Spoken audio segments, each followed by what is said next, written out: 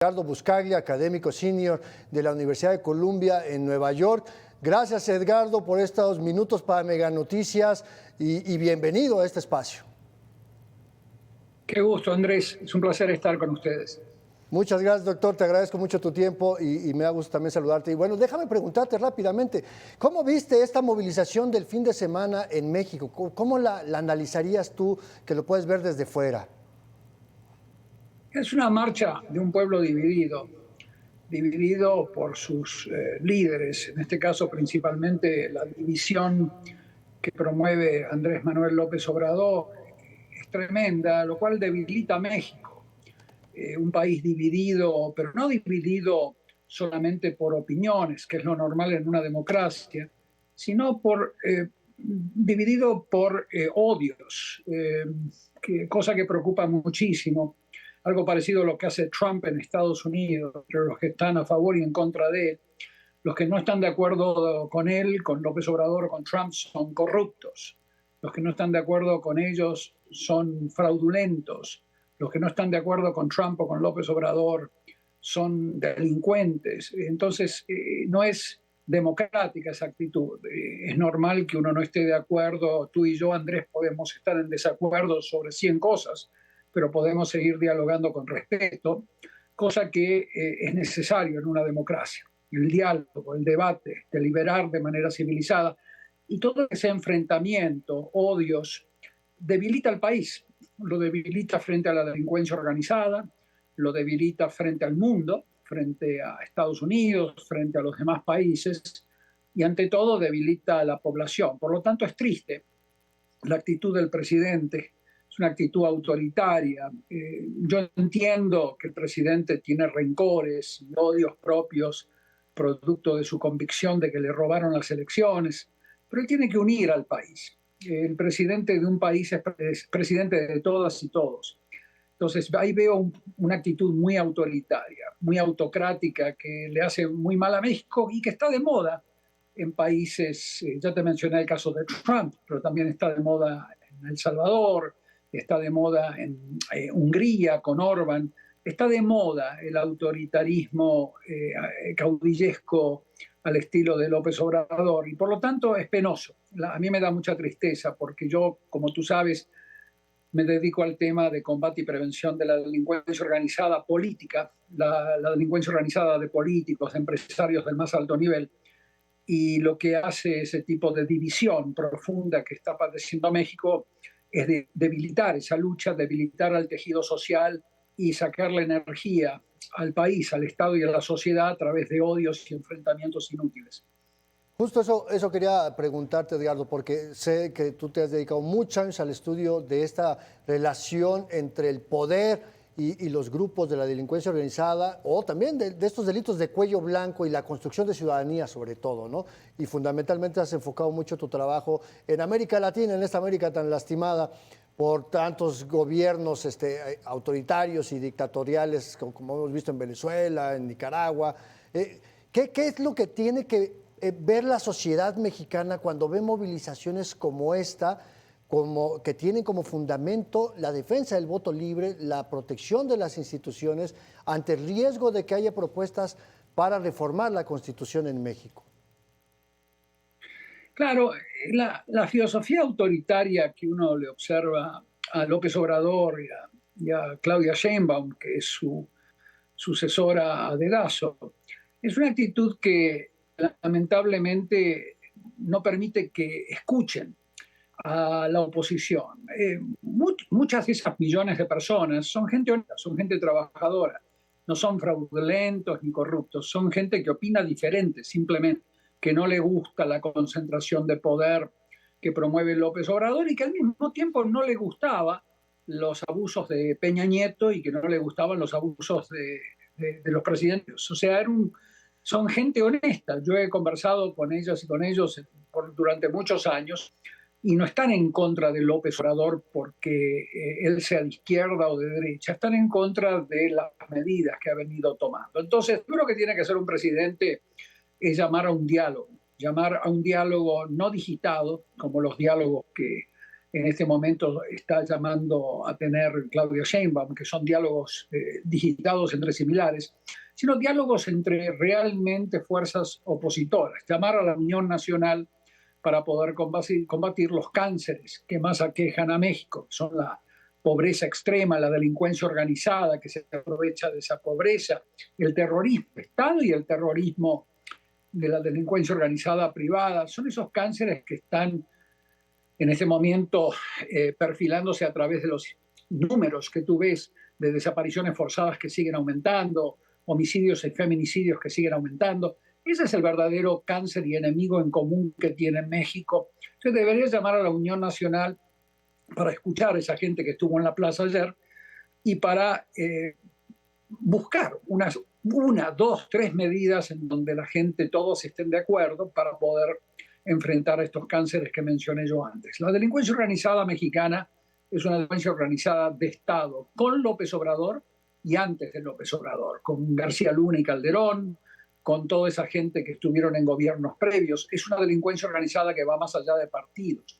La delincuencia organizada mexicana financia a políticos y como México no tiene leyes para reunir pruebas y probar que un político está en manos de la delincuencia organizada, los políticos se ríen y el mayo Zambada se ríe. Ese es el verdadero cáncer que sufre México.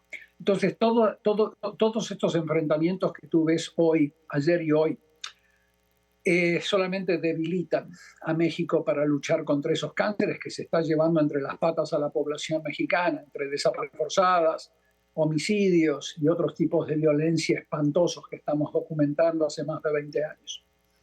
En este caso, Edgardo, la sociedad civil se organiza, sale a la calle, convoca a sus iguales, a la gente de a pie, a la gente común y corriente, a hacer este trabajo en defensa de la democracia, en defensa del voto, a pedirle a los gobiernos que saquen las manos de los procesos electorales.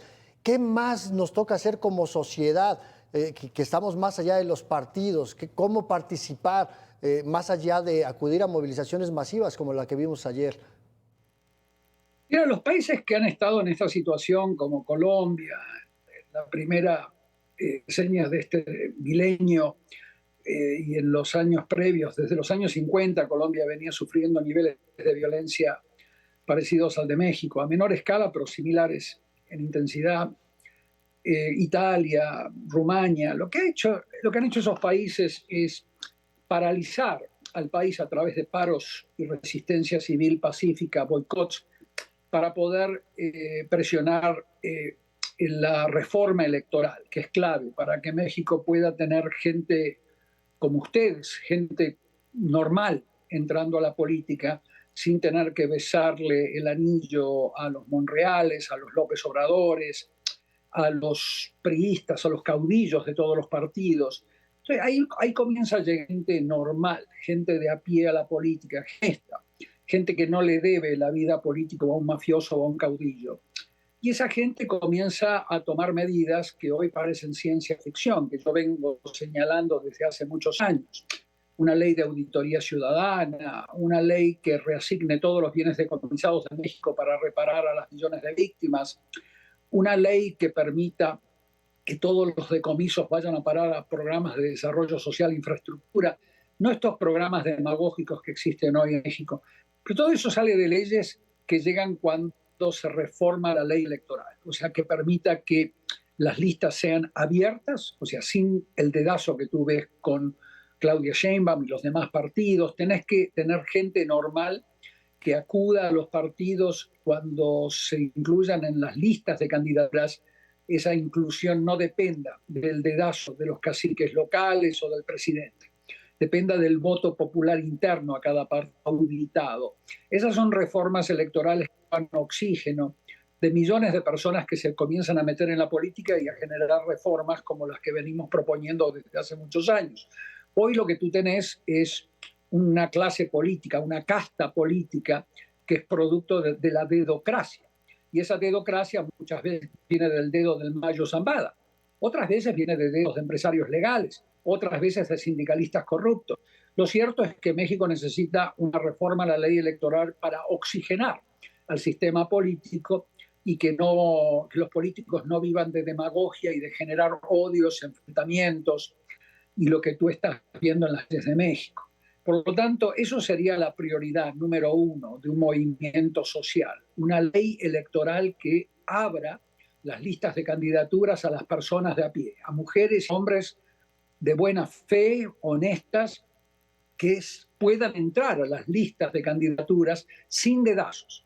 Hoy eso no existe ni en Morena, ni en el PRI, ni en el PAN, ni en ningún partido. Entonces, eso es una ley, eso es una experiencia internacional clave que le hizo muy bien a Colombia, muy bien a Brasil, muy bien a Rumania, muy bien a Italia, y eso fue el comienzo de los programas antimafia más consecuentes que tuvieron estos países.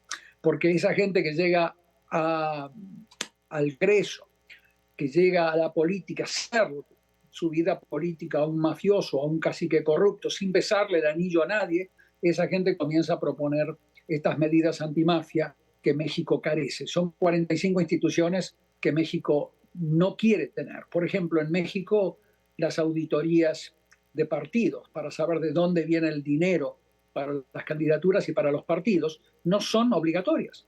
Los partidos se niegan a dejarse auditar, los candidatos también. Entonces no hay pruebas. Cuando el presidente pide pruebas en las conferencias de prensa, nunca va a haber pruebas porque no hay ley. Es como si en un país no existiese una ley contra el homicidio. Podés decir no hay homicidios porque nadie denuncia porque no hay ley. En México no hay leyes que impidan que el dinero sucio de la delincuencia organizada llegue a las campañas porque no hay auditorías obligatorias como en Brasil, como en Italia, como en Francia, como en Alemania, como en Colombia ahora. Entonces, esas leyes llegan al Congreso cuando gente como usted, Andrés, gente normal, honesta, puede candidatearse sin tener que deberle su vida política a ningún mafioso y a ningún cacique de partidos. Esa es la ley fundamental para que la sociedad mexicana recupere a su país y recupere a su Estado.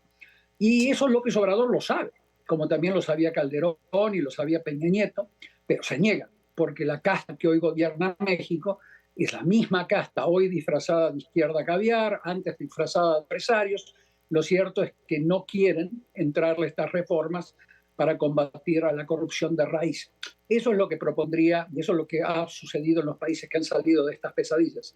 Claro, y precisamente preguntarte esto, ¿no? Porque una de las reformas constitucionales que plantea el presidente es eliminar a la autoridad electoral, que costó muchos años construir un instituto autónomo, para regresar ese poder a los tiempos priistas, ¿no? Que sea la Secretaría de Gobernación la que reciba, cuente los votos, califique la elección, y por otro lado, precisamente eliminar también los organismos autónomos que garantizan el derecho de acceso a la información pública. Entonces es no solamente regresar a ese oscurantismo del viejo PRI, sino fortalecer las estructuras autoritarias del viejo régimen, ¿no? Es que el presidente es incorregible porque el presidente sale de ahí, sale de la cuna priista con maquillaje social, pero sale del PRI. No conoce otros instintos que no sean los del PRI, porque de eso ha mamado desde que era joven. Por más que había un maquillaje social en su labor política en los años 70 y 80, era priista, no conoce otra manera. Es como tratar de explicarle a una persona que vivió al lado de una cloaca toda su vida lo que significa el aire puro, no lo conoce. Entonces, es muy difícil explicarle estas cosas a López Obrador, es muy desconfiado, piensa que alguien te envía para sacarle poder a él. Lo importante es que estas reformas electorales que proponemos desde hace tiempo van a transformar a México en una verdadera democracia, en una mafiocracia que es lo que soy. Tratar de desmantelar al Instituto Nacional, con todos los problemas que tenía el Instituto Electoral antes, que había problemas realmente, siempre está politizado, pero ir de Guatemala a Guatepeor no es la solución. Ir de eso a lo que era el PRI antes, esa concentración del poder en gobernación, es literalmente volver a un autoritarismo, ¿no? Al partido único de Estado, que es lo que hay que evitar. Entonces, hay que evitar que López Obrador retorne con la cultura política de los años 70. En ese sentido, es bueno que las marchas continúen, que las marchas se transformen en boicots, resistencia civil pacífica, que es muy importante, pacífica. Eso le da legitimidad a los que acuden a las calles, con propuestas de reforma electoral en serio. Como reforma electoral, acá no te estoy hablando de una utopía, son los mecanismos electorales que existen en Colombia, en Brasil, en Francia, en Alemania, donde nadie le tiene que pedir permiso a Macron en Francia para ser candidato en su partido. Si junta los votos de su colonia, de su distrito, entra. Eso no sucede en México. México está diseñado para ser una mafiocracia, que es lo que López Obrador conoció de entrada desde que era joven. No conoce otro sistema. Entonces, eso es un temazo que hay que abordar. Tienen que existir institutos electorales de la sociedad, no elegidos por los políticos en el Congreso, los miembros, sino elegidos por voto popular. Se tiene que evaluar los dineros de campaña para que los miembros de ese instituto electoral no entren con dinero sucio. Tiene que haber auditorías de las candidaturas. México se enfrenta a una gran transformación beneficiosa hacia futuro que va a salir de las calles, no va a salir de la casta que hoy gobierna en el Congreso, que desgobierna en el Congreso ni en la presidencia de la República. Eso va a suceder. Se conocen cuáles son las soluciones. Yo solamente mencioné 3 soluciones. Hay 45 instituciones antimafia, como estas que les acabo de decir. Cuando la gente llega de la calle y a través del voto en sus colonias, sin besarle el anillo a un cacique, accede a la lista de candidaturas, es mucho más difícil para el Mayo Zambada colocar a sus candidatos. Entonces, ese es el tema que hay que abordar hoy en México y no estar con estos enfrentamientos y odios, insultos que salen del presidente. El presidente está sujeto a un estándar muy superior que la oposición. Es el presidente de la República. Con su enorme poder, él tiene que llamar al nacional, no dividir, unir, aun cuando lo insulten, aun cuando lo acusen de cosas injustas, tiene que unir a la población. Ese es el mensaje de las personas que fundaron a México en el siglo XIX. Ese es el mensaje histórico de México hacia futuro. Así que yo soy optimista que esto va a ocurrir. La gente no tiene que quitarle el dedo del renglón, continuar en las calles, pero con propuestas específicas, leyes, iniciativas ciudadanas de ley, y paralizar al país hasta que el Congreso comience a deliberar estas leyes para poder avanzar con propuestas y no con estas payasadas autoritarias que salen del gobierno mexicano. Sin duda, Edgardo, la participación de la ciudadanía es fundamental porque al final de cuentas pues somos quienes hacemos la mayoría, no los que están en los partidos políticos. Edgardo Buscaglia, académico senior de la Universidad de Columbia en New York, Estados Unidos. Qué placer tenerte aquí en estos espacios de Mega Noticias. Te agradezco mucho estos minutos para nuestras audiencias. Felicidades, Andrés. Felicidades, Andrés, a ti y a la audiencia. Hasta pronto. Muchas gracias.